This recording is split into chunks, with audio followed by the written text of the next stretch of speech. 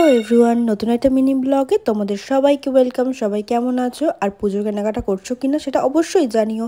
Parlour থেকে এসেই আগে একটু ভাত বসিয়ে নিলাম, কারণ আমরা যাব নেমন্তন্ন বাড়ি আর মা যেহেতু দাঁত তুলে এসছে, তো কিছুটা আমি গুছিয়ে রেখে গেলাম যাতে মার সুবিধা হয়।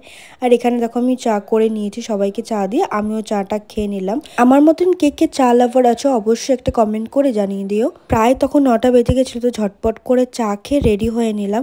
সেরকমভাবে কিছুই মেকআপ করিনি, দেখতেই পাচ্ছ জাস্ট লিপস্টিক পরেছি।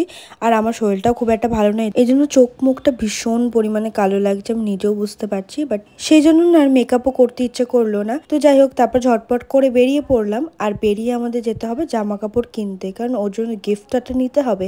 তো ওটাই চুজ করছিলাম, আর ওই কুর্তি টাইপের টপগুলো পরে তো ওটাই দেখছিলাম। লাস্টে এটা পছন্দ হলো। যেহেতু সেদিনকে পার্লার থেকে গেছিলাম, তো অনেকটাই রাত হয়ে গেছিলো যেতে যেতে, আর ওরা বারবার করে ফোন করছিল, তাই ঝটপট করে ওগুলো নিয়ে বেরিয়ে পড়লাম। আর খুব একটা দূরে যাব না, কাছেই যাব। গিয়ে ঝটপট করে গিফটটা দিয়ে দিলাম। কিন্তু বলে রাখি, আজকে কিন্তু ওর বার্থডে না, ওর বার্থডে চলে গেছে অনেক দিন আগে। বাট সেদিনকে যেহেতু ওর মার একটু ছোটোখাটো একটা অপারেশন ছিল, তাই জন্য সেদিনকে না আমরা কোনোভাবেই কিছু করিনি।